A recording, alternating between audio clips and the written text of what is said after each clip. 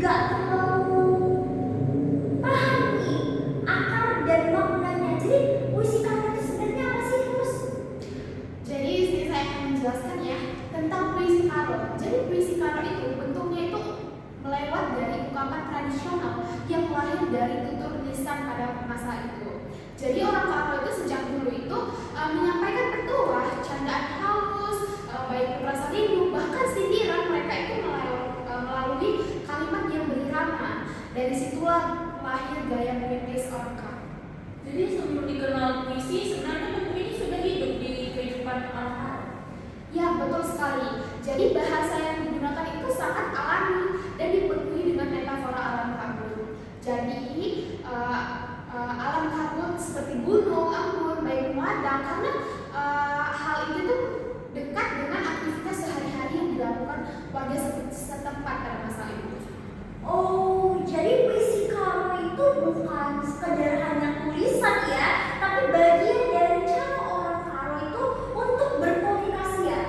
Ya, betul sekali. Jadi puisi karo itu bukan lahir dari buku, tetapi dari percakapan yang sehari-hari mereka gunakan. Kalau dari sisi rasa nih, terus apa sih vibe paling khas dari puisi karo menurut kamu? Jadi vibes-nya itu ya, kekhasannya itu bersifat tegas tetapi lembut. Nah, bahasa karo itu kuat, tapi isi dari pesannya itu tuh sangat hangat dan penuh perasaan. Apa daya yang memenangkan sekaligus kena di hati. Seperti itu. Oh, jadi kayak orang karo sendiri itu ya cara ngomongnya keras, tapi hatinya itu cepat luluh ya. Iya, betul sekali. Jadi misalnya orang karo itu kan rata-rata itu tegas banget ya. Kalau ngomong itu suka ngegas, tapi aslinya itu hati mereka itu sangat lembut, Christine. Nah, Rus, dari orang karo pakai puisi untuk apa aja sih? Apakah cuma untuk di acara adat-adat saja? Tidak. Jadi puisi itu tuh dipakai dalam kehidupan sehari-hari mereka, mulai dari nasihat orang tua, candaan, sampai ungkapan cinta mereka itu dituangkan di dalam puisi tersebut. Ungkapan cinta versi orang karo dengan silus apa lebih romantis dari bahasa Indonesia? Contohnya itu seperti ini ya. Gelah hatiku pe entah ukurmu bagai embun si bentang menanti. Jadi artinya itu kamu tahu nggak apa sih artinya? Jadi artinya itu aku ingin hatiku itu menyentuh dengan perasaanmu seperti embun yang selalu betah menempel daun. Ada itu kalau dikirim ke gebetan langsung luluh kali ya. Lebih halus daripada aku sayang kamu, ini lebih berkelas ya. Nah itu orang karo itu dulu itu langsung bilang secara langsung, tapi pakai metafora atau bahasa sehari-hari mereka, bahasa karo.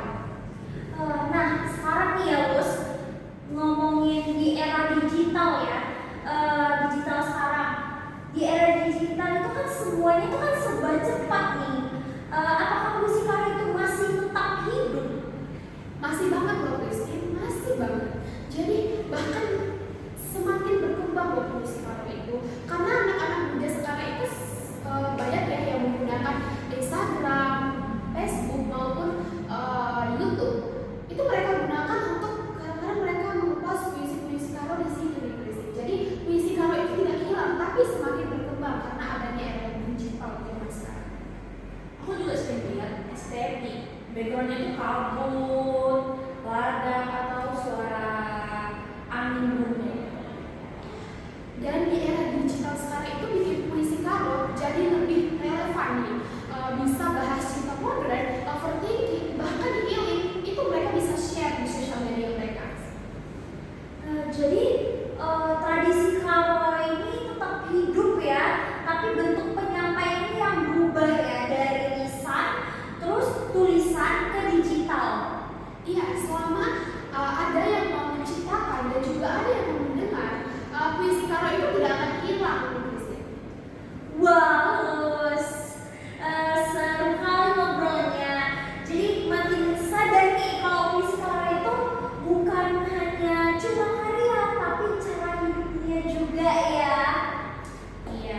semoga podcast ini bagi anak muda makin berani menggunakan bahasa Karo dalam era digital sekarang. Amin, amin. Makasih juga ya kepada Kakak Afiani dan juga Kakak Christine yang sudah mengundang saya untuk berbicara pada podcast hari ini. Semoga para anak muda, khususnya para Karo, warga Karo, semakin mengembangkan puisi Karo.